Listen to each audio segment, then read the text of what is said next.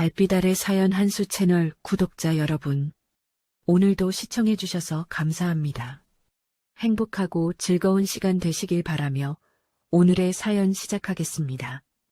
따뜻한 봄의 해병대 훈련장은 계절의 이름이 무색할 만큼 차가웠습니다. 4월 중순이라지만 새벽부터 몰려온 냉기는 아직 물러갈 생각이 없었고 훈련장 바닥 곳곳에는 간밤에 내린 비가 진흙과 뒤섞여 질퍽하게 고여 있었죠.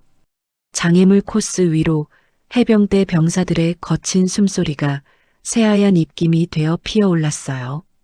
그 입김들 사이에서 이등병 유도연은 이미 한계를 한참 넘어선 몸을 억지로 붙들고 있었습니다. 손바닥 굳은 살이 쇠줄에 쓸려 벗겨진 지는 2시간도 더 됐어요. 처음에는 따갑더니 어느 순간부터는 그 감각마저 사라졌습니다. 손가락 마디마다 핏기가 가시고 창백해졌고 허벅지 근육은 진작에 경련을 반복하다가 이제는 아예 반응 자체를 멈춰버린 것 같았죠. 고등학교 3년을 체육대학 입시만 바라보며 달리고 또 달렸던 몸이었어요. 남들보다 강하다고 자부했고 실제로도 그랬습니다. 그런데 그 몸이 지금 이 순간 자신의 통제를 완전히 벗어나 있었습니다. 다른 병사들은 진작에 교대를 마치고 빠졌어요. 훈련 시작 3시간이 훌쩍 넘어가는 동안 끝까지 남겨진 사람은 유도연 혼자였습니다. 처음에는 단순히 자신이 체력이 부족한 건가 싶었어요. 하지만 2번째 교대가 이루어질 때쯤 그는 알아챘습니다. 다른 병사들이 빠질 때 자신에게는 빠지라는 신호가 오지 않는다는 것을, 오태진 대위의 시선이 훈련 내내 자신에게만 머물고 있다는 것을. 이건 체력 훈련이 아니었어요. 적어도 자신에게만큼은. 야, 이 정도도 못 버텨? 너 체대 준비했다며? 오태진의 목소리는 묘하게 부드러웠습니다. 격앙되거나 소리를 지르는 방식이 아니었어요. 오히려 그래서 더 소름 돋는 종류의 목소리였습니다. 웃음기가 실려 있었지만 그 눈빛은 전혀 다른 말을 하고 있었죠. 차갑고 계산적이었어요. 유도연이 어느 지점에서 무너지는지를 조용히 측정하는 눈이었습니다. 인간을 바라보는 게 아니라 실험 대상을 관찰하는 것에 더 가까운 시선이었죠. 유도연은 그 눈과 마주칠 때마다 등골이 서늘해지는 걸 느꼈어요. 무서운 게 아니라 불길했습니다. 이 사람에게는 멈춤이라는 개념이 없다는 직감 같은 것이었죠. 다시 올라가. 쇠줄에 매달려 몸을 끌어올리는 훈련이었습니다. 양손으로 줄을 잡고 팔의 힘만으로 몸 전체를 위로 들어 올려야 하는 동작. 유도연은 이를 악물었어요. 팔이 눈에 띄게 떨리고 있었고 소나기에는 이미 쥐는 힘이 거의 남아있지 않았습니다. 하지만 멈추면 더 심해진다는 걸 알았어요. 멈추는 순간 그것이 빌미가 된다는 것도 이미 몸으로 배운 상태였습니다. 그래서 올라갔어요. 떨리는 팔로 꽉 쥐어오는 손으로 경련하는 허벅지를 억지로 붙잡으며. 못 올라갑니까? 오태진이 혼잣말처럼 중얼거렸습니다. 못 올라가면 군대 왜 왔어? 그 말이 채 끝나기도 전에 오태진이 옆에 서 있던 고참 병사들에게 눈짓을 보냈습니다. 말이 아니라 눈짓이었어요. 오래 함께한 사람들끼리만 통하는 그 신호를. 2명의 고참이 동시에 유도연의 다리를 잡았습니다. 위에서는 줄을 붙들어야 하고 아래에서는 억지로 밀어 올려지는 구도. 몸이 스스로 버티는 것이 아니라 끌려가는 상황이었습니다. 근육이 아니라 관절이 힘을 받는 구조였어요. 버텨야지. 버텨야 사람이야. 오태진의 목소리는 여전히 낮고 차분했습니다. 응원처럼 들리도록 설계된 말이었지만 실상은 그 반대였죠. 유도연의 몸 안에서 무언가가 한계치를 넘어가고 있다는 신호들이 연달아 울리고 있었어요. 관절이 틀어지는 느낌, 인대가 당겨지는 느낌, 그리고 뚝 소리는 정말 작았습니다. 훈련장의 다른 소음들에 거의 완전히 묻혀버릴 정도였죠. 주변에 서 있던 병사들 중 들은 사람이 있었는지조차 알 수 없었어요. 하지만 유도연은 들었습니다. 아니, 들었다는 표현도 정확하지 않아요. 느꼈습니다. 무릎 안쪽 깊은 곳에서 무언가가 끊어지는 감각. 실 한 가닥이 뚝 잘리듯 선명하고 돌이킬 수 없고 너무나 또렷한 그 감각이 순식간에 온몸으로 퍼져나갔습니다. 뜨거우면서 동시에 얼어붙는 것 같은 설명하기 어려운 감각이었어요. 대위님 무릎이 목소리가 제대로 나오지 않았습니다. 떨리는 게 아니라 끊겼어요.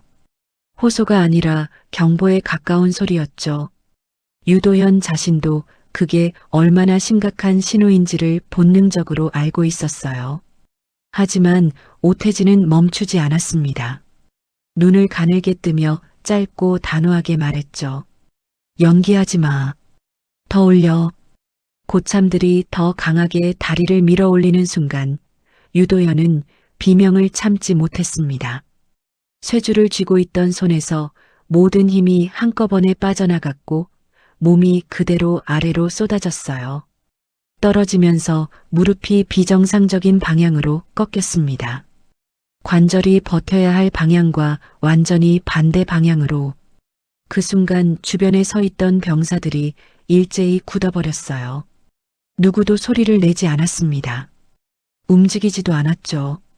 그 침묵 속에는 공포가 섞여 있었어요. 무언가 돌이킬 수 없는 일이 벌어졌다는 것을 그 자리에 있던 모든 사람이 직감하고 있었습니다. 오태진은 그 침묵 속에서 천천히 유도현에게 다가왔어요. 당황하거나 놀란 기색이 전혀 없었습니다. 다가와서 발로 유도현의 허벅지를 툭툭 건드렸어요.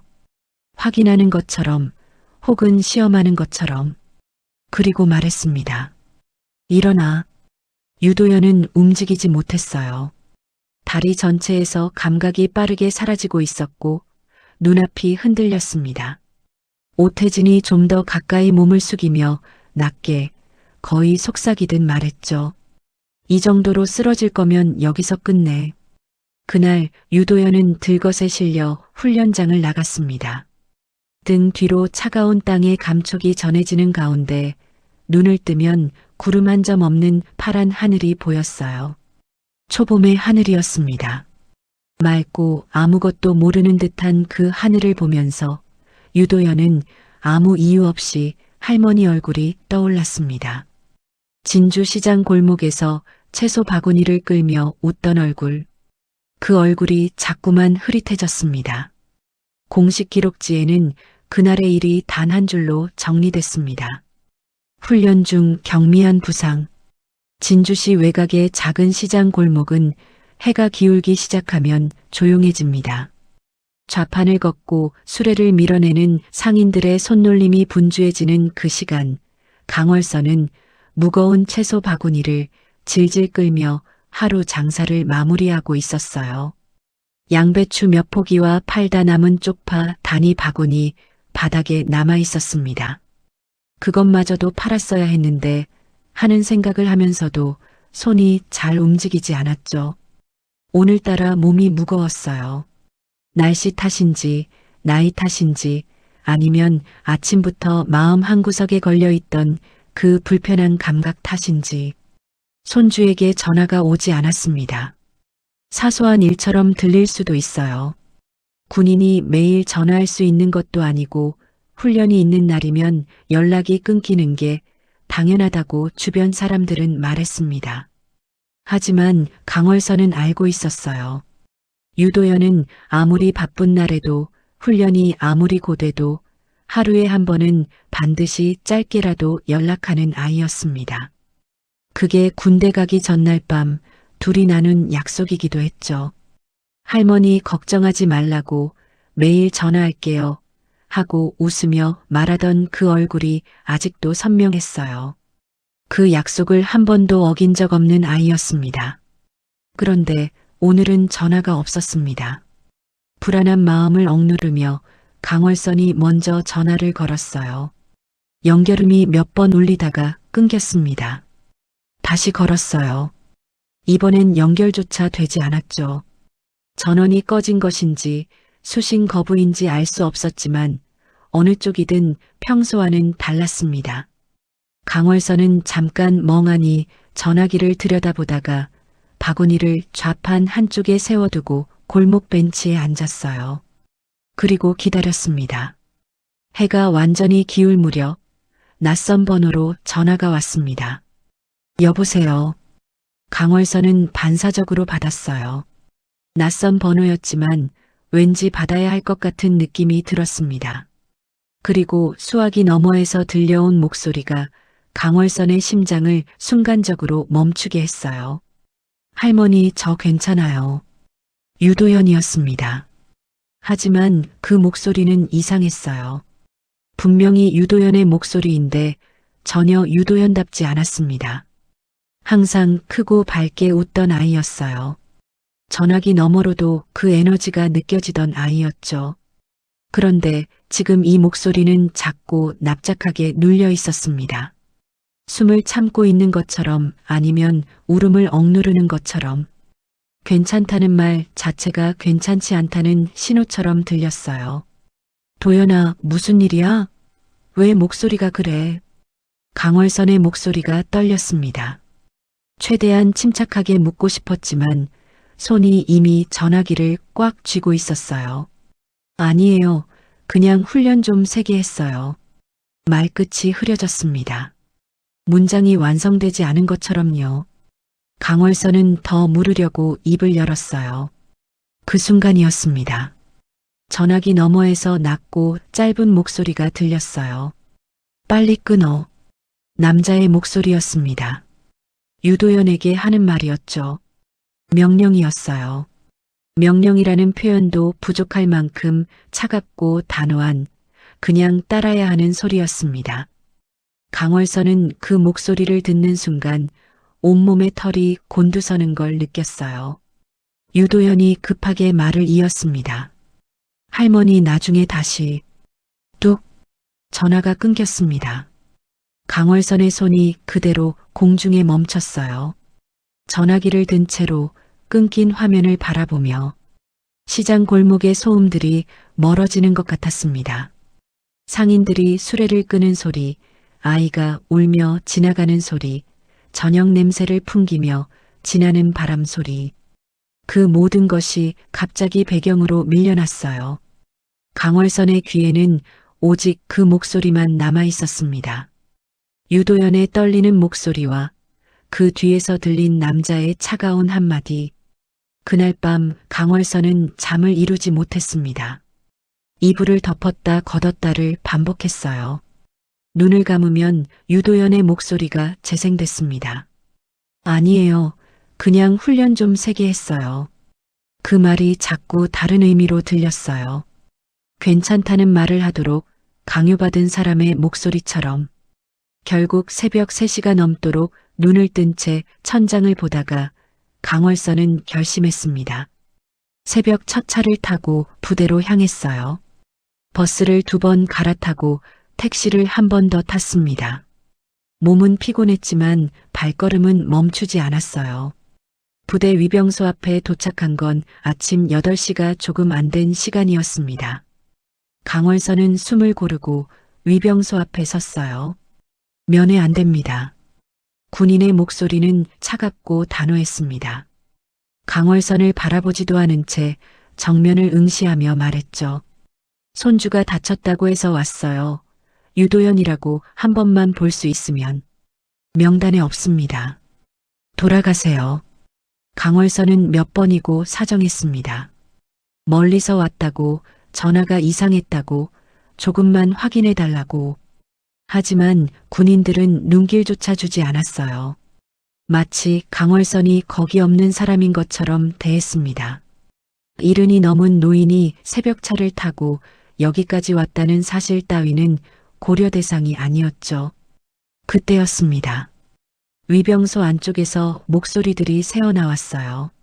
낮게 주고받는 소리였지만 골목처럼 소리가 모이는 그 공간에서는 또렷하게 들렸습니다. 그 병신 아직도 못 껐냐? 대위님, 그냥 병원 보내면 안 됩니까? 입 다물어. 여기서 끝내야지. 강월선의 눈이 흔들렸습니다. 그 말들이 귀로 들어와 가슴 한가운데 박히는 느낌이었어요. 못 걷는다는 말, 끝낸다는 말. 그 단어들이 어젯밤 전화에서 들린 유도연의 목소리와 포개지는 순간 강월선의 머릿속에서 퍼즐이 맞춰지기 시작했습니다. 조각조각 흩어져 있던 것들이 하나씩 제자리를 찾아갔어요. 손주의 떨리는 목소리, 끊어진 전화, 그리고 지금 이 말들. 강월선은 더 이상 울지 않았습니다. 눈물이 나오려다가 어딘가로 도로 들어가는 것 같았어요. 대신 입술이 단단히 다물렸습니다. 천천히 위병소에서 물러서며 주머니에서 낡은 휴대전화를 꺼냈어요. 연락처 목록을 내리다가 손가락이 멈췄습니다. 수십 년 동안 단 한 번도 누르지 않았던 번호 앞에서 번호 옆에는 이름 대신 별표 하나만 찍혀 있었습니다. 강월선은 잠시 그 화면을 내려다봤어요. 그리고 눌렀습니다. 연결음이 2번 울렸습니다. 여보십시오. 낮고 단단한 남자의 목소리였어요. 오래 단련된 사람에게서만 나오는 종류의 목소리였습니다. 강월선은 짧게 말했어요. 나야. 잠깐의 정적이 흘렀습니다. 그리고 그 정적이 끝났을 때 수화기 너머의 목소리가 완전히 달라져 있었습니다. 어디십니까? 최강우 중장의 집무실은 항상 조용했습니다. 육군본부 건물 4층 끝에 위치한 그 방은 같은 건물 안에 있는 다른 사무실들과는 공기 자체가 달랐어요. 방문을 열고 들어오는 사람마다 목소리가 낮아지고 걸음이 느려졌습니다. 그게 최강우가 만들어낸 분위기였어요.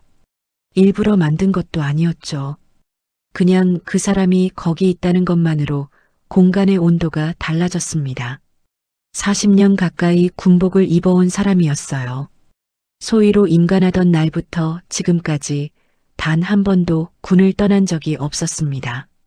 그 세월 동안 무수히 많은 것들을 봤어요. 전방에서 보낸 시간, 작전 지역에서 맞닥뜨린 상황들, 내부에서 벌어지는 일들. 그 모든 것을 거치면서 최강우는 2가지를 배웠습니다. 움직여야 할 때와 움직이지 말아야 할 때를. 군 내부에서 그는 절대 움직이지 않는 사람으로 통했습니다. 정치적인 사안에 개입하지 않았고 인사청탁에 응한 적도 없었어요. 누가 줄을 대려 해도 선을 그었습니다. 그게 어떤 사람들에게는 답답하게 보였고 어떤 사람들에게는 믿음직스럽게 보였죠. 최강우 본인은 어느 쪽의 평가도 신경 쓰지 않았습니다. 그는 그냥 자신이 옳다고 생각하는 방향으로만 움직였어요. 그리고 옳지 않다고 판단되는 방향으로는 누가 뭐라 해도 꼼짝하지 않았습니다. 그날 오전도 마찬가지였어요. 예산 관련 회의가 잡혀 있었고 참모들이 자료를 들고 들어오기 시작하던 참이었습니다. 최강우는 회의 탁자 상석에 앉아 보고서를 훑어보고 있었어요. 그런데 전화가 울렸습니다. 회의 직전에는 전화를 받지 않는다는 걸 부관도 알고 있었어요. 하지만 부관은 그 전화를 끊지 않고 들고 들어왔습니다. 중장님, 죄송합니다. 받아보셔야 할 것 같습니다. 최강우가 눈을 들었습니다. 부관의 표정이 평소와 달랐어요. 당황한 것도 아니고 긴장한 것도 아닌데 뭔가를 조심스러워하는 얼굴이었습니다. 최강우는 말없이 전화기를 받았어요. 여보십시오. 그리고 수화기 너머에서 목소리가 들렸습니다. 나야. 최강우의 손이 멈췄습니다. 아주 잠깐이었어요. 겉으로는 아무것도 달라진 게 없었지만 내부에서는 무언가가 빠르게 재편되고 있었습니다. 그 목소리는 수십 년 만이었어요. 그동안 지워지지 않고 어딘가에 남아있던 목소리였죠. 강월선, 함경도 억양이 살짝 남아있는 세월이 만들어낸 낮고 단단한 목소리. 어디십니까? 그 말이 나오는 순간 최강우 자신도 알았습니다. 목소리가 달라졌다는 걸. 회의 탁자에서 쓰는 목소리가 아니었어요. 전화기를 든 손에 자신도 모르게 힘이 들어가 있었죠. 강월선은 짧고 또렷하게 말했습니다. 지금 어디에 있는지, 손주에게 무슨 일이 생겼는지, 위병소 안에서 들린 말들이 무엇이었는지 길게 설명하지 않았어요. 사실만 나열했습니다. 그런데 그 짧은 문장들이 최강우의 머릿속에서 하나의 그림으로 완성됐어요. 오래 훈련된 사람의 귀는 말의 행간을 읽습니다. 무엇이 빠져 있는지를 보고 무엇을 감추고 있는지를 파악하죠. 강월선의 말에는 감추는 것이 없었어요. 그게 오히려 더 무거웠습니다. 전화가 끊기고 나서 최강우는 2초 동안 전화기를 내려다봤습니다. 그리고 자리에서 일어났어요. 차 준비해. 회의 탁자 주변에 앉아있던 참모들이 일제히 고개를 들었습니다. 부관이 당황한 표정으로 다가왔어요. 지금 회의가 시작되는데 차 준비하라고 했어. 더 설명하지 않았습니다. 최강우는 보고서를 탁자 위에 내려놓고 자켓을 집어들었어요. 그 움직임이 너무 자연스러워서 회의실 안에 있던 사람들 중 누구도 즉시 말리지 못했습니다. 무언가를 결정한 사람의 움직임이었어요. 이미 결론이 내려진 상태에서의 행동이었죠. 부관이 총총 따라 나오며 물었습니다. 어디로 이동하십니까? 최강우가 복도를 걸으며 대답했어요. 해병대 훈련소. 부관이 잠깐 멈칫했습니다. 지금 바로 말씀이십니까? 지금. 엘리베이터 문이 닫히는 동안 최강우는 정면을 보고 있었습니다. 눈빛은 이미 어딘가에 가 있었어요.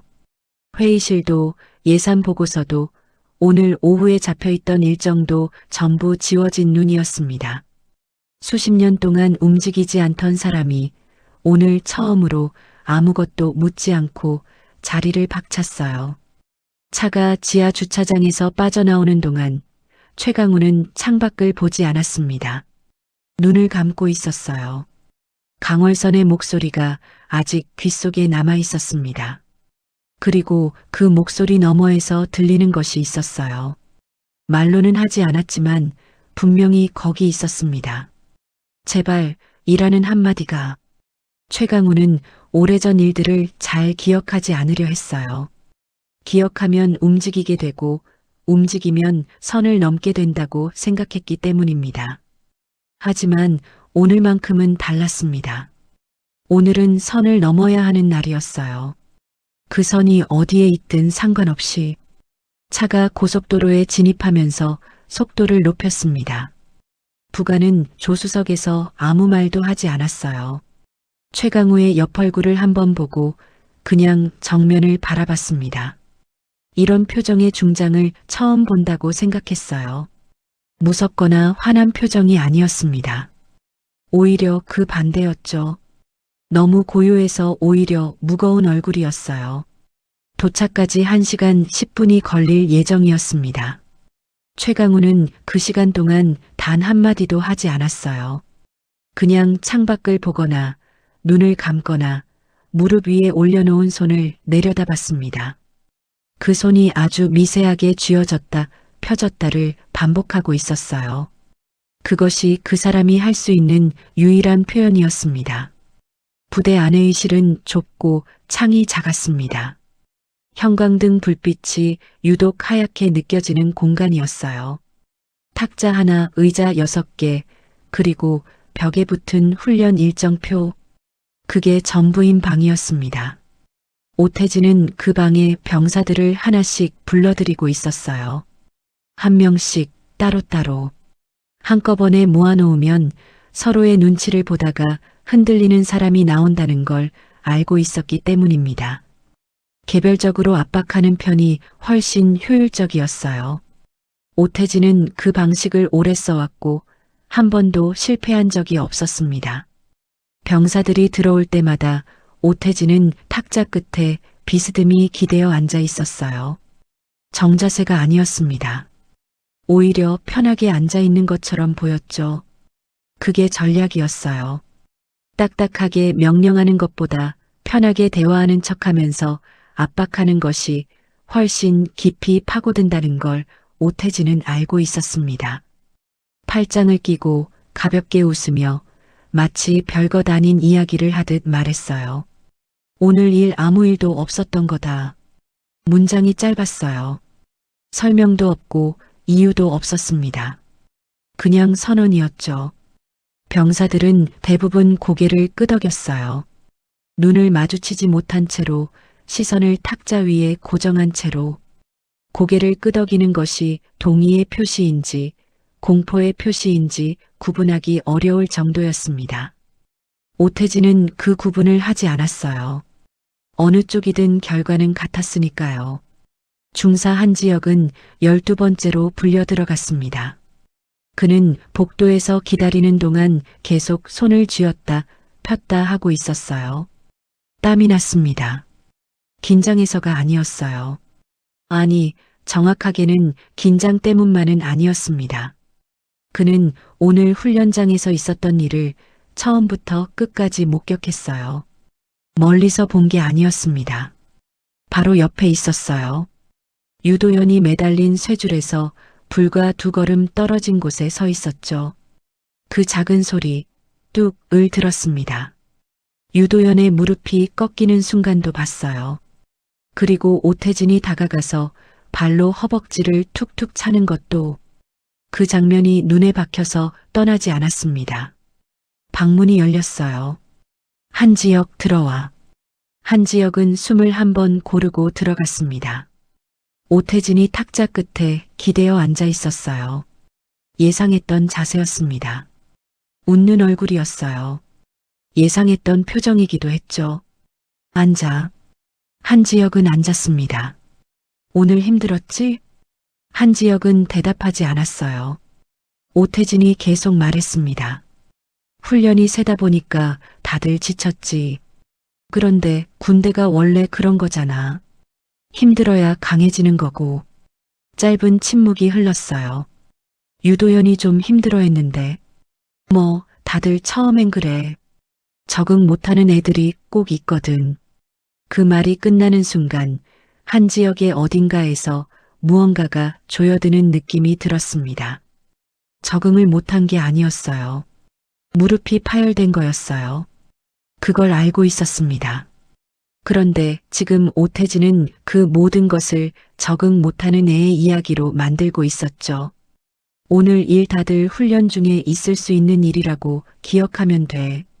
알겠지? 한지혁은 입술을 달싹였습니다.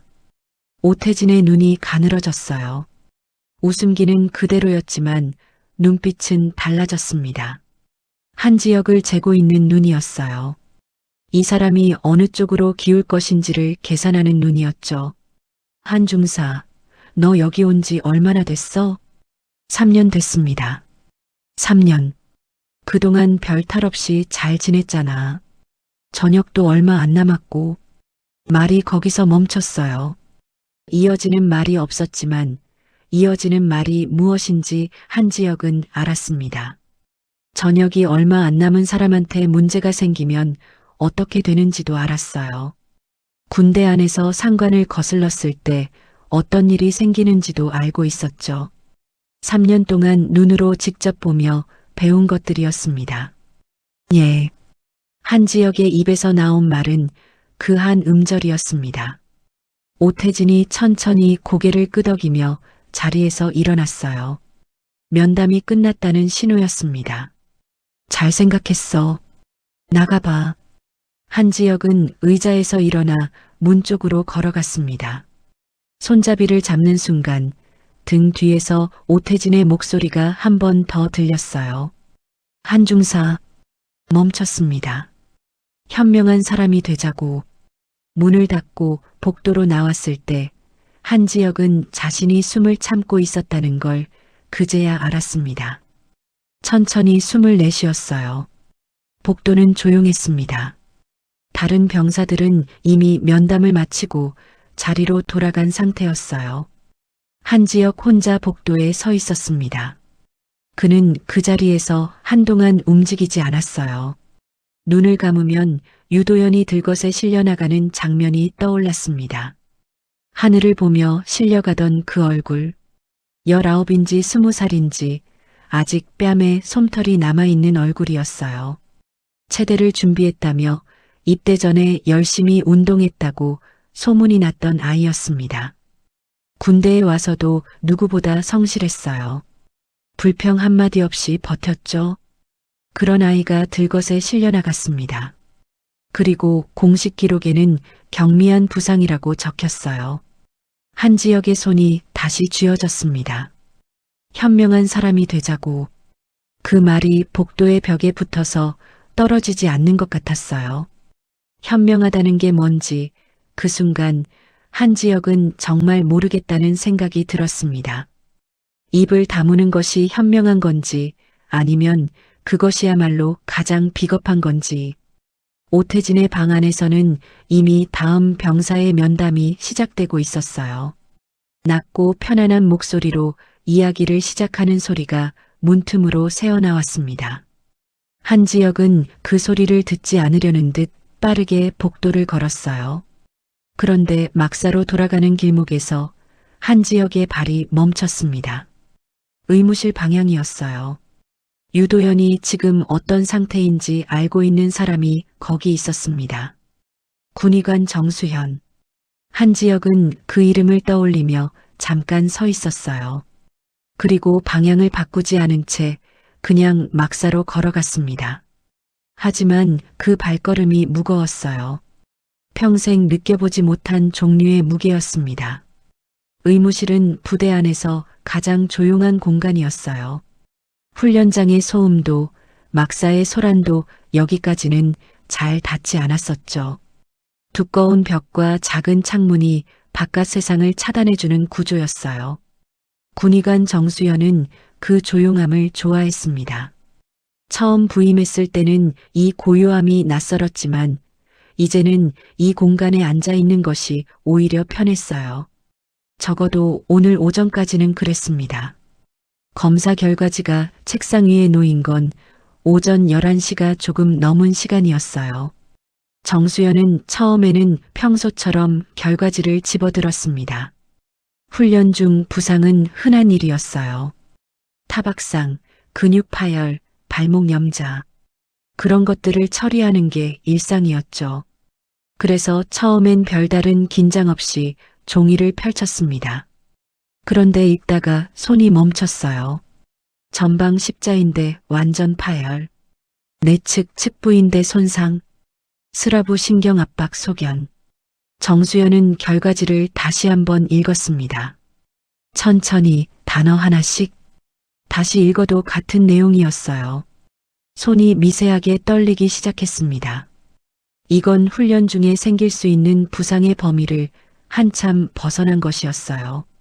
십자인대 완전 파열은 단순히 무리한 운동으로 생기지 않습니다. 관절의 비정상적인 방향으로 강한 외력이 가해졌을 때 생기는 손상이었죠.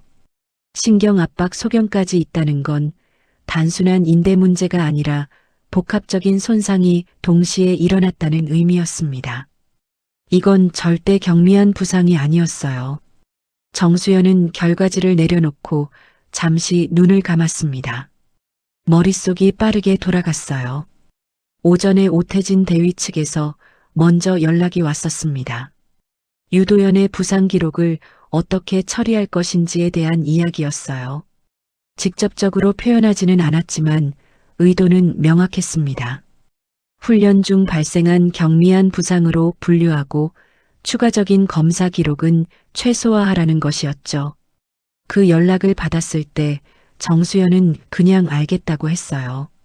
반사적으로 아무 생각 없이 군 조직 안에서 상급자의 요청을 거슬렀을 때 어떤 결과가 오는지를 알고 있었기 때문입니다. 그런데 지금 이 결과지 앞에서 그 알겠다는 말이 발목을 잡고 있었습니다. 정수현은 천천히 자리에서 일어나 의무실 안쪽 처치실로 들어갔어요. 유도연은 처치대 위에 누워 있었습니다. 천장을 보고 있었어요. 눈은 떠 있었지만 초점이 없었습니다. 통증 때문인지, 진통제 때문인지, 아니면 그냥 아무 생각이 없는 건지 구분하기 어려운 표정이었어요. 정수연이 다가가서 낮게 말했습니다. 유도연 이등병. 유도연이 천천히 고개를 돌렸어요. 눈이 마주쳤습니다. 그 눈이 정수연을 잠깐 붙잡았어요. 말하고 싶은 게 있는 눈이었습니다. 하지만 입은 열리지 않았어요. 아마 이미 알고 있었을 겁니다.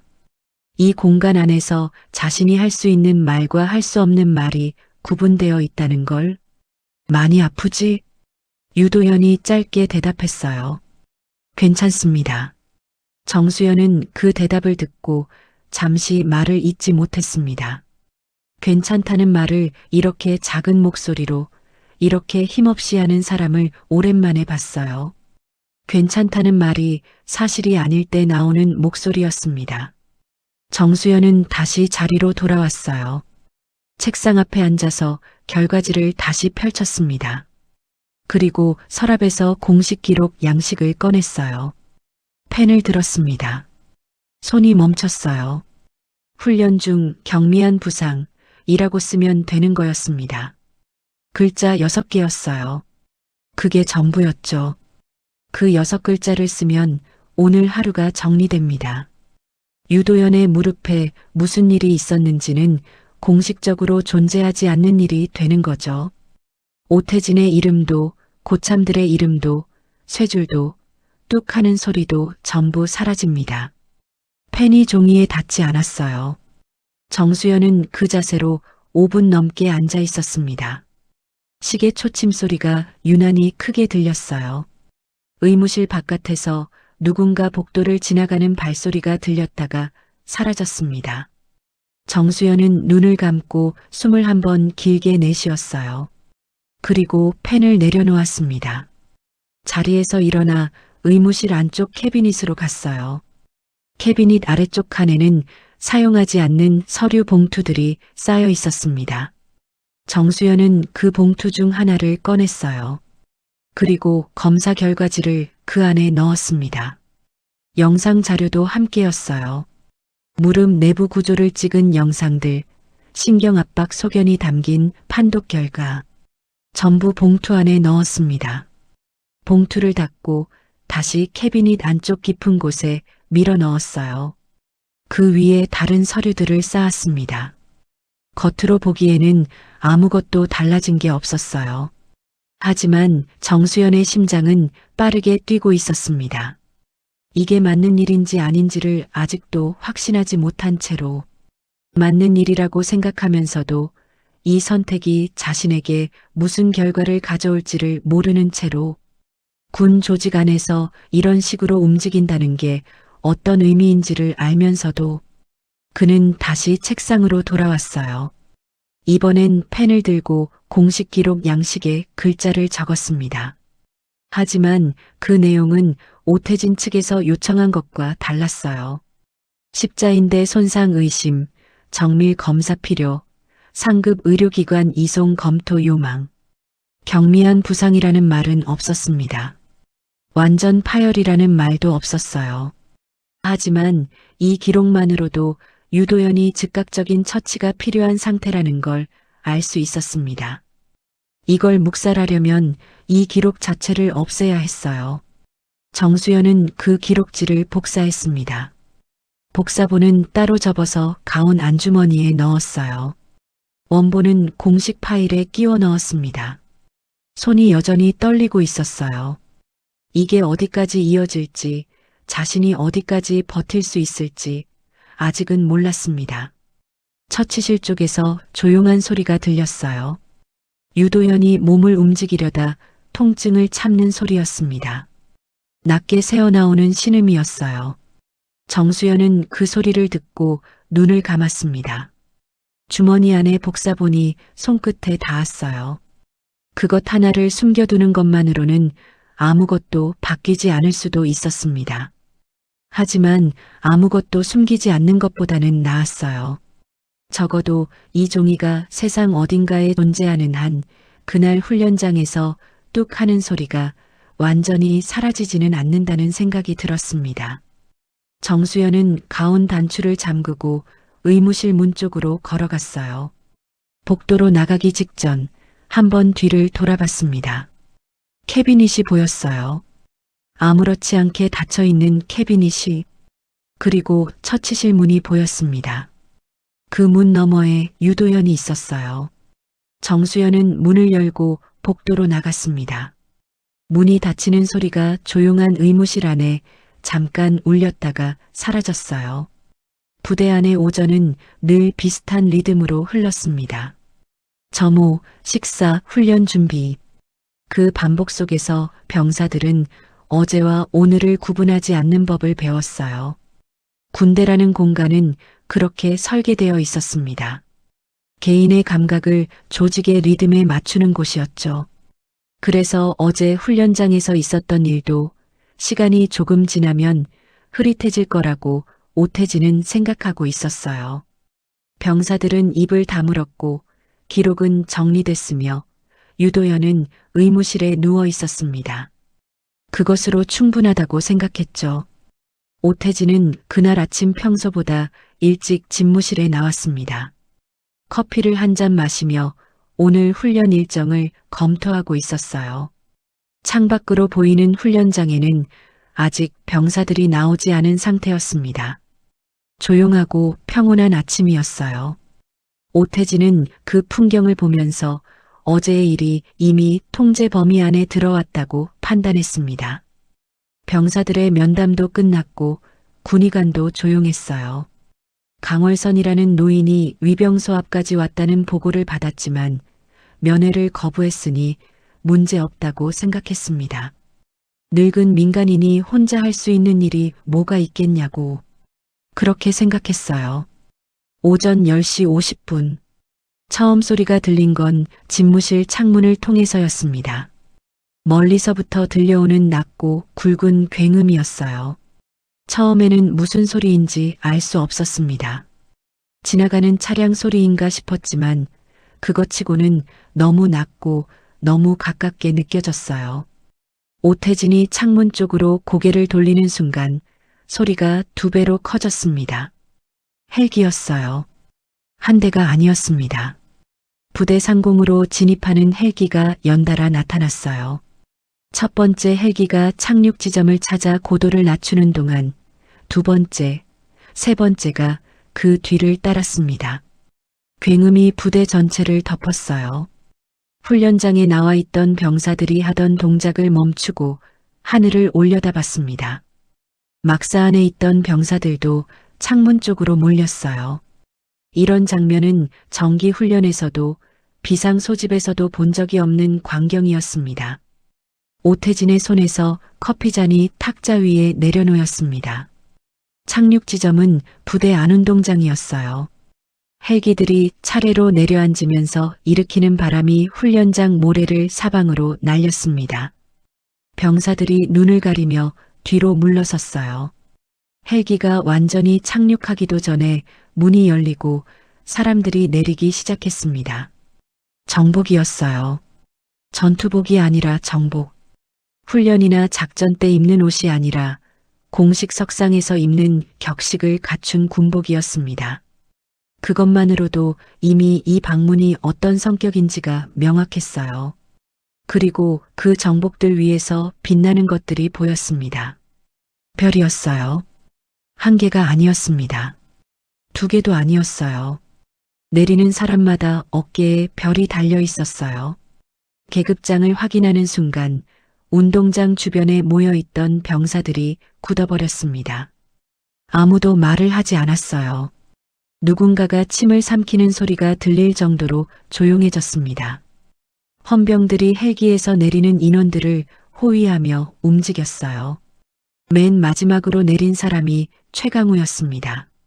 중장 계급장, 별 3개. 그가 착지하는 순간 헌병 2명이 양옆으로 붙었어요. 최강우는 주변을 한번 둘러봤습니다. 훑어보는 시선이었어요. 빠르고 정확했습니다. 건물 배치를 파악하고 사람의 위치를 파악하고 상황을 읽는 시선이었죠. 오랜 세월 작전 현장에서 단련된 눈이었어요. 그 눈이 한 지점에서 멈췄습니다. 의무실 건물이었어요. 최강우의 부관이 다가와 무언가를 낮게 보고했습니다. 최강우는 고개를 끄덕이며 부관에게 짧게 말했어요. 부관이 즉시 움직이기 시작했습니다. 그때 집무실 창문 너머로 이 모든 장면을 보고 있던 오태진의 얼굴에서 혈색이 빠졌어요. 별 하나짜리 준장이 오는 것도 이미 비일상적인 일이었습니다. 그런데 별 3개짜리 중장이 헬기를 여러 대 이끌고 정복을 차려입고 부대에 내려앉은 것이었어요. 그것도 예고 없이, 사전 통보도 없이. 그 의미를 모를 만큼 오태진이 둔한 사람은 아니었습니다. 다리가 무거워졌어요. 오태진은 집무실 문을 열고 복도로 나갔습니다. 복도에는 이미 부하들이 술렁이고 있었어요. 헬기 소리에 나와 있던 병사들이 서로 눈치를 보며 수군거리는 소리가 들렸습니다. 오태진은 그 소리들을 뚫고 부대 정문 방향으로 걸어갔어요. 가야 한다는 걸 알았습니다. 나타나지 않으면 더 나쁘다는 걸 알았어요. 하지만 발이 생각만큼 빨리 움직이지 않았습니다. 운동장으로 나가는 문을 열고 밖으로 나오는 순간 오태진은 멈췄습니다. 최강우가 이미 이쪽을 보고 있었어요. 거리가 꽤 됐는데도 그 시선이 또렷하게 느껴졌습니다. 오태진은 자신도 모르게 자세가 반듯해졌어요. 군인의 본능 같은 것이었습니다. 몸이 먼저 반응했죠. 하지만 그 반응이 오히려 더 초라하게 느껴졌어요. 자세를 고쳐봤자 달라지는 건 없었으니까요.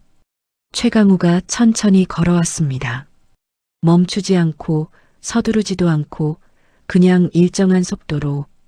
옆에 있던 헌병들이 그 걸음에 맞춰 움직였어요.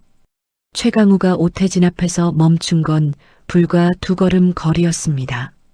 아무 말도 하지 않고 그냥 오태진을 봤어요. 그 시선에 아무런 감정이 없었습니다. 화도 아니고 실망도 아니고 그냥 보는 눈이었어요. 그런데 그 아무 감정도 없는 시선이 오태진에게는 어떤 분노보다 무거웠습니다. 최강우가 입을 열었어요. 지휘관 누구냐? 주변에 있던 모든 사람이 그 말을 들었습니다.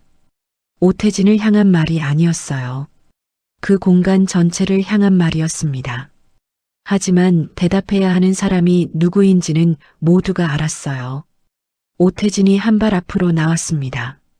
대위 오태진입니다. 최강우는 대답하지 않았어요. 그냥 오태진을 한 번 더 봤습니다. 위에서 아래로 그리고 아래에서 위로. 그 시선이 오태진을 훑고 지나가는 동안 오태진은 어디에도 시선을 고정하지 못했습니다. 최강우가 옆에 있는 헌병대장에게 짧게 말했어요. 시작해. 그 한마디로 모든 것이 달라졌습니다.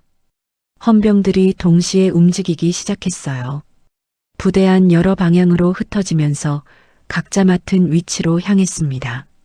집무실 방향, 의무실 방향, 막사 방향.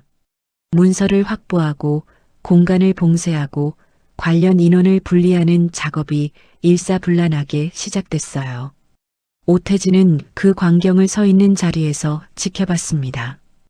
헬기가 일으킨 먼지가 아직 가라앉지 않고 공중에 떠 있었어요.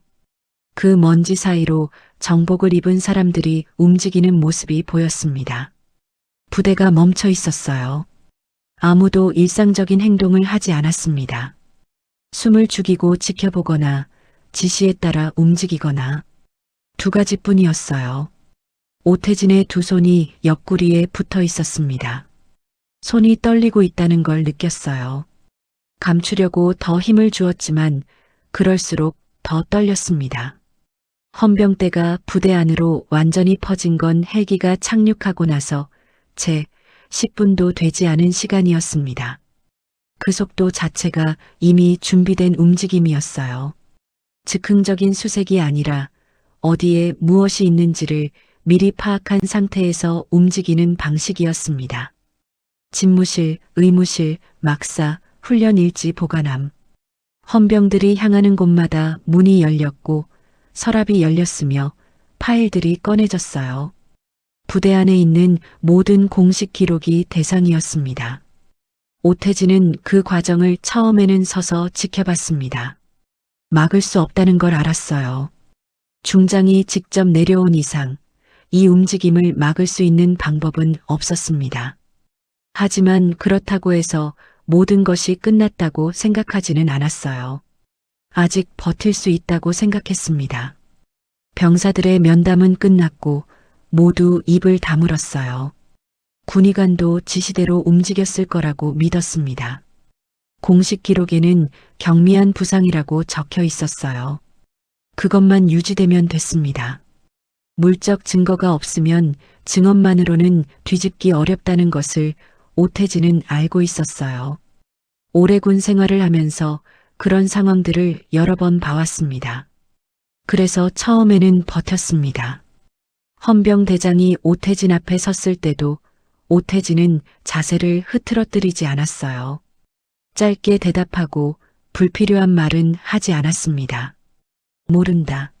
기억이 명확하지 않다. 공식 기록대로다. 그 세 문장을 번갈아 쓰면서 버텼어요. 헌병대장의 표정에서 아무것도 읽을 수 없었습니다. 그게 오히려 불안했어요. 무언가를 이미 확보한 사람의 표정이 저런 거라는 걸 오태진은 알고 있었습니다. 의무실 쪽에서 헌병 한 명이 빠른 걸음으로 걸어오는 게 보였어요. 손에 서류 봉투를 들고 있었습니다. 오태진의 시선이 그 봉투에 고정됐어요. 봉투의 크기와 두께, 들고 걷는 방식으로 봤을 때 그 안에 무엇이 들어있는지를 직감했습니다. 심장이 한 박자 빠르게 뛰었어요. 정수현. 그 이름이 머릿속에서 튀어올랐습니다. 분명히 지시대로 했을 거라고 생각했는데, 분명히 입을 다물었을 거라고 믿었는데, 헌병이 헌병대장에게 봉투를 건넸어요. 헌병대장이 봉투를 열었습니다. 안에 있는 서류를 꺼내 확인하는데 30초도 걸리지 않았어요. 그리고 최강우 쪽으로 걸어갔습니다. 두 사람이 낮은 목소리로 짧게 이야기를 나눴어요. 최강우가 서류를 받아들었습니다. 한 번 읽었어요. 그리고 오태진 쪽으로 고개를 돌렸습니다. 그 시선과 눈이 마주치는 순간 오태진은 처음으로 다리가 흔들리는 걸 느꼈어요. 그때였습니다. 막사 방향에서 헌병 두 명이 한지혁을 데리고 오는 게 보였어요. 한지혁은 잡혀오는 게 아니었습니다. 스스로 걸어오고 있었어요. 두 헌병의 옆에서 고개를 약간 숙인 채로. 하지만 걸음을 멈추지 않았습니다. 오태진은 그 모습을 보면서 한지혁이 어떤 선택을 했는지를 직감했어요. 어젯밤 면담실에서 고개를 끄덕이던 사람이었습니다. 저녁이 얼마 남지 않아서 조용히 있을 거라고 생각했던 사람이었어요. 한지혁이 헌병대장 앞에 섰습니다. 할 말 있다고 했지? 한지혁이 고개를 들었어요. 오태진과 시선이 마주쳤습니다.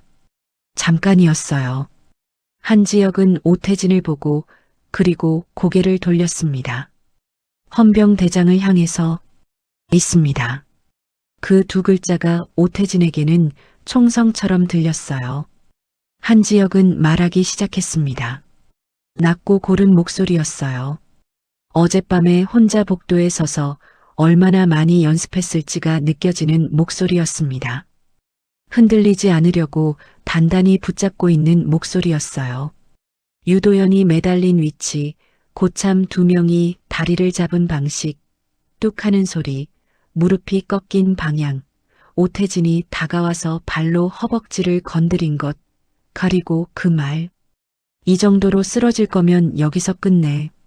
한지혁은 그 모든 것을 순서대로 말했습니다. 빠뜨리지 않고 보태지도 않고 부대 안이 조용해졌어요. 한지혁의 목소리 외에는 아무 소리도 들리지 않았습니다.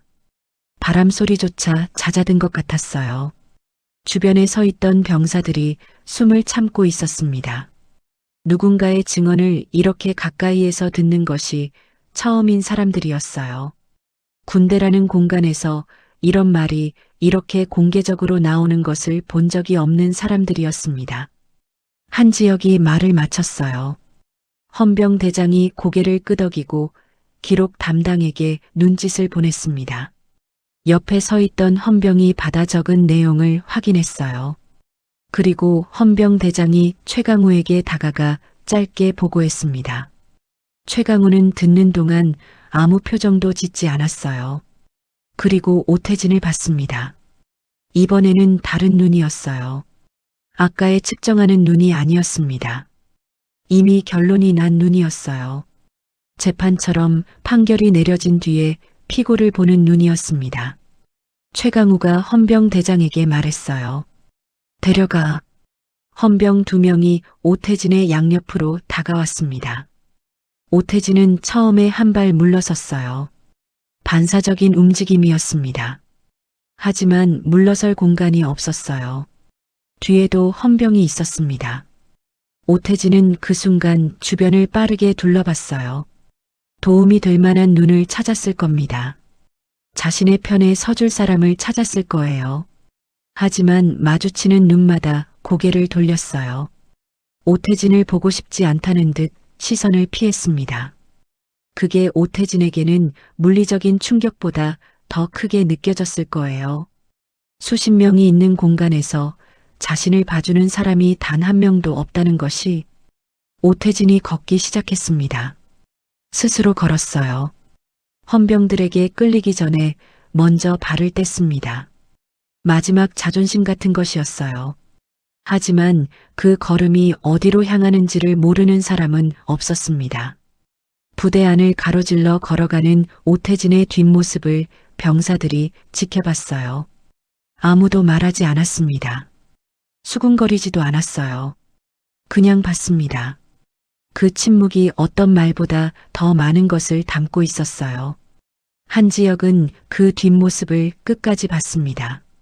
눈을 돌리지 않았어요. 끝까지 봐야 한다고 생각했는지도 모릅니다. 자신이 한 말이 만들어낸 결과를 눈을 돌리지 않고 직면하는 것이 최소한의 책임이라고 생각했는지도 몰라요. 한지혁의 눈이 조금 붉어졌습니다. 울고 싶어서가 아니었어요. 오래 참아온 것들이 한꺼번에 숨구멍을 찾는 것 같았습니다. 오태진이 시야에서 사라졌어요. 한지혁은 그제야 시선을 내렸습니다. 발끝을 봤어요. 군화 끝에 먼지가 앉아 있었습니다. 아주 사소한 것이었는데 그게 눈에 들어오는 순간 갑자기 현실감이 몰려왔어요. 자신이 방금 무슨 일을 한 것인지가, 그리고 그것이 옳은 일이었다는 것이. 최강우가 한지혁 쪽으로 걸어왔습니다. 가까이 다가와서 멈췄어요. 말은 하지 않았습니다. 그냥 한지혁을 봤어요. 그 시선에는 아까 오태진에게 보내던 것과 전혀 다른 무언가가 담겨 있었어요. 짧고 무게 있는 눈짓이었습니다. 한지혁은 그 눈짓이 무슨 의미인지 정확하게 알았어요. 수고했다는 말이었습니다. 입으로 하지 않았지만 그 눈에 담긴 말이었어요. 병원은 부대에서 차로 40분 거리에 있었습니다. 군 병원이 아니라 민간 병원이었어요. 최강우가 직접 지시한 것이었습니다. 군 병원 안에서는 기록이 또 다른 기록을 만들고 사람이 또 다른 사람의 눈치를 본다는 걸 알았기 때문이었어요. 유도현에게 필요한 건 치료였지 눈치가 아니었습니다. 그래서 민간 병원이었어요. 유도현이 입원한 병실은 4층이었습니다. 창문 너머로 병원 뒤편에 야산이 보였어요. 아직 완전히 새잎이 나오지 않은 나무들이 바람에 흔들리고 있었습니다. 초봄의 나무들은 살아있는 건지 죽어있는 건지 언뜻 봐서는 알 수 없었어요. 가지가 앙상하게 남아있었지만 그 끝마다 작은 눈이 맺혀 있었습니다. 유도연은 그 창문을 볼 수 없었어요. 천장을 보고 누워 있었기 때문입니다. 수술은 입원 다음 날 이루어졌어요. 전방 십자인대 재건 수술이었습니다. 6시간이 걸렸어요. 집도인은 수술 후 보호자에게 설명했습니다. 손상 정도가 상당했으며 재활까지 포함하면 최소 1년 길면 그 이상이 걸릴 수 있다고, 완전히 이전 상태로 돌아올 수 있을지는 재활 과정을 봐야 안다고. 그 말을 들을 때 강월선은 의자에 앉아 있었어요. 고개를 끄덕였습니다. 표정이 크게 달라지지 않았어요. 이미 각오하고 있었던 사람의 얼굴이었습니다. 수술 다음 날부터 강월선은 병실을 지켰어요. 아침에 왔다가 저녁에 가는 게 아니었습니다. 그냥 있었어요. 간이 침대를 병실 한쪽에 놓고 거기서 자고 거기서 밥을 먹었습니다. 병원 측에서 처음에는 규정상 어렵다고 했지만 강월선은 조용히 움직이지 않았어요. 옮겨달라는 말도 사정하는 말도 하지 않았습니다. 그냥 거기 있었어요. 결국 담당 간호사가 조용히 간이 침대를 가져다 줬습니다. 유도연은 마취에서 깨어나는데 한참이 걸렸어요. 의식이 완전히 돌아온 건 수술 다음 날 새벽이었습니다. 눈이 떠졌을 때 처음 보인 건 천장이었어요. 하얀 천장이었습니다. 군대의 천장과는 달랐어요. 훈련장에서 들것에 실려가며 봤던 파란 하늘과도 달랐습니다. 그냥 하얀 천장이었어요. 그 하얀 천장을 멍하니 보다가 유도연은 천천히 고개를 옆으로 돌렸습니다. 강월선이 있었어요. 의자에 앉아서 상체를 침대 위에 기댄 채로 잠들어 있었습니다. 손이 침대 시트 위에 올라와 있었어요. 유도연의 손 옆에 아주 가까이. 잡으려다가 잠든 것처럼, 혹은 잡고 있다가 스르르 놓인 것처럼. 유도연은 그 손을 봤습니다. 오래 봤어요. 그 손은 평생 일을 해온 손이었습니다. 마디마디가 굵고 손바닥은 두꺼웠어요. 젊은 시절부터 시장 바닥에서 채소를 나르고 바구니를 끌고 손수레를 밀었던 손이었습니다. 차갑고 거칠었지만 유도연의 기억 안에서 그 손은 항상 따뜻했어요. 어릴 때 열이 나면 이마를 짚어주던 손이었습니다. 밥상을 차리며 반찬을 하나씩 얹어주던 손이었어요. 입대하는 날 버스 창문 너머로 흔들어주던 손이었습니다. 유도연의 눈이 뜨거워졌어요. 울고 싶은 게 아니었어요. 아니, 울고 싶은 것이기도 했지만 그보다 더 복잡한 것이었습니다. 지난 몇 달 동안 참아온 것들이 한꺼번에 올라오는 느낌이었어요. 훈련장에서 이를 악물며 버티던 시간들, 혼자 막사 화장실에서 숨죽이던 밤들, 뚝 하는 소리를 들으면서도 소리를 지르지 않으려 했던 그 순간들, 그 모든 것이 지금 이 병실에서 강월선의 손을 보는 것만으로 한꺼번에 올라왔어요. 유도연은 천천히 손을 움직였습니다. 강월선의 손 위로 자신의 손을 살며시 얹었어요. 아주 조심스럽게, 깨울까봐. 그 감촉이 느껴지는 순간 유도연의 눈에서 눈물이 흘렀습니다. 소리 없이 그냥 옆으로 흘렀어요. 닦으려고 하지 않았습니다. 닦을 힘도 닦고 싶은 마음도 없었어요. 그냥 흐르게 뒀습니다. 그때 문이 열렸어요. 최강우였습니다. 문을 열고 들어오다가 병실 안의 장면을 보고 걸음을 멈췄어요. 유도연이 깨어 있다는 것, 강월선이 잠들어 있다는 것, 두 사람의 손이 맞닿아 있다는 것. 그 장면을 보고 최강우는 문을 다시 조용히 닫았습니다. 소리가 나지 않도록. 그리고 병실 안쪽으로 천천히 들어왔어요. 유도연이 고개를 돌렸습니다. 최강우를 봤어요. 낯선 사람이었습니다. 본 적 없는 얼굴이었어요. 하지만 군복을 입고 있었고 어깨의 계급장이 이 사람이 보통 사람이 아니라는 걸 말해주고 있었습니다. 유도연은 눈을 깜빡이며 그를 봤어요. 최강우는 침대 옆으로 걸어와 서 있었습니다. 강월선과 유도연의 맞닿은 손을 잠깐 내려다봤어요. 그리고 유도연의 얼굴을 봤습니다. 눈물 자국이 남아있는 얼굴을, 아직 솜털이 남아있는 뺨을, 수술을 마치고도 아직 긴장이 풀리지 않은 눈을. 최강우가 낮게 말했습니다. 늦었습니다. 사과였어요. 해명이 아니었고 설명도 아니었습니다. 변명은 더더욱 아니었어요. 그냥 사과였습니다. 두 글자였어요. 하지만 그 두 글자를 꺼내는데 이 사람이 얼마나 많은 것들을 끌어올려야 했는지를 유도연은 알지 못했습니다. 수십 년을 군복 안에서 살아온 사람이 이등병 앞에서 할 수 있는 가장 큰 말이었어요. 그때 강월선이 눈을 떴습니다. 잠결에 무언가를 느꼈는지 천천히 눈꺼풀이 올라갔어요. 먼저 유도연을 봤습니다. 눈이 마주쳤어요. 강월선은 잠시 멍하게 있다가 유도연의 손이 자신의 손 위에 얹혀 있다는 것을 느꼈습니다. 그 순간 강월선의 눈이 커졌어요. 완전히 잠이 깼습니다. 도연아? 목소리가 갈라졌습니다. 유도연이 입술을 움직였어요. 말이 잘 나오지 않았습니다. 목이 잠긴 탓이기도 했고 하고 싶은 말이 너무 많아서이기도 했어요. 결국 나온 말은 짧았습니다. 할머니. 강월선은 아무 말도 하지 않았어요. 유도연의 손을 두 손으로 감쌌습니다. 꼭 쥐었어요. 세게, 하지만 다치지 않을 만큼. 평생 시장 바닥에서 물건을 나르며 단단해진 손이 유도연의 손을 감싸는 순간 그 방 안의 공기가 달라졌습니다. 최강우는 그 장면을 보면서 한 발 물러섰어요. 자신이 있어야 할 자리가 아니라는 걸 알았습니다. 이 순간은 이 두 사람의 것이었어요. 자신이 끼어들 수 있는 공간이 아니었습니다. 강월선이 고개를 저었어요. 최강우의 늦었다는 말에 대한 대답이었습니다. 고개를 저으며 짧게 말했어요.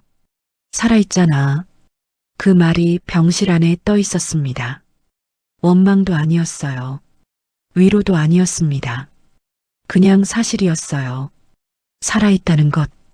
그것이 지금 이 순간 강월선이 붙들고 있는 전부였습니다. 나머지는 나중에 생각해도 됐어요. 화가 나는 것도, 억울한 것도, 앞으로 어떻게 해야 하는지도 전부 나중이었습니다. 지금 이 순간만큼은 손주의 손이 자신의 손 안에 있었어요. 그것으로 충분했습니다. 최강우는 그 말을 듣고 눈을 감았어요. 잠깐이었습니다. 눈을 감고 그리고 떴어요. 창문 너머로 야산이 보였습니다. 바람에 흔들리는 나무들이 보였어요. 아직 잎이 나오지 않은 앙상한 가지들이었습니다. 하지만 가지 끝마다 눈이 맺혀 있었어요. 작고 단단한 눈들이었습니다. 봄이 오고 있었어요. 더디지만 오고 있었습니다. 그때였어요. 강월선이 유도연의 손을 감싸고 있는 사이 유도연의 손가락이 움직였습니다. 아주 미세하게였어요. 손가락 끝이 강월선의 손바닥을 살짝 건드렸습니다. 의도한 것인지 무의식적인 것인지조차 알 수 없는 작은 움직임이었어요. 하지만 강월선은 느꼈습니다. 그 작은 움직임을 손바닥 전체로 느꼈어요. 강월선의 눈에서 눈물이 떨어졌습니다. 지금껏 울지 않았어요. 위병소 앞에서도 울지 않았고 새벽차를 타고 달려오면서도 울지 않았으며 수술 결과를 들으면서도 울지 않았습니다. 이 악문채로 눈물이 나오려 할 때마다 다른 곳으로 돌려가면서 강월선은 버텼어요. 그런데 손가락 하나가 움직이는 걸 느끼는 순간 다 무너졌습니다. 소리도 없이 그냥 눈물이 흘렀어요. 볼을 타고 내려와 턱에 맺혔다가 떨어졌습니다. 강월선은 닿지 않았어요. 유도연의 손을 놓고 싶지 않았기 때문입니다. 두 손이 이미 거기 있었어요. 놓을 수 없었습니다. 최강우는 소리 없이 병실 문 쪽으로 걸어갔어요. 문손잡이를 잡고 한 번 뒤를 돌아봤습니다. 강월선과 유도연이 있었어요. 할머니와 손주였습니다. 낡은 손과 젊은 손이 맞잡혀 있었어요. 그 사이로 눈물이 떨어지고 있었습니다. 최강우는 문을 열었어요. 그리고 조용히 닫았습니다. 복도는 형광등 불빛 아래 조용했어요. 면회객들이 오가는 소리, 간호사들이 움직이는 소리, 어디선가 들려오는 낮은 방송 소리, 일상적인 병원의 소음이었습니다. 최강우는 그 복도에 잠시 서 있었어요. 손을 내려다봤습니다. 차에서 오는 동안 쥐었다 폈다를 반복하던 손이었어요. 그 손이 지금은 조용했습니다. 더 이상 떨리지 않았어요. 최강우는 복도를 걸어가기 시작했습니다. 창문 너머로 오후의 햇빛이 들어오고 있었어요. 아직 차갑지만 분명히 봄의 빛이었습니다. 겨울과는 다른 각도로, 다른 온도로 들어오는 빛이었어요. 병실 4층 창문 안에서는 강월선의 눈물이 아직 떨어지고 있었습니다. 그리고 유도연의 손가락이 한 번 더 아주 작게 움직였어요.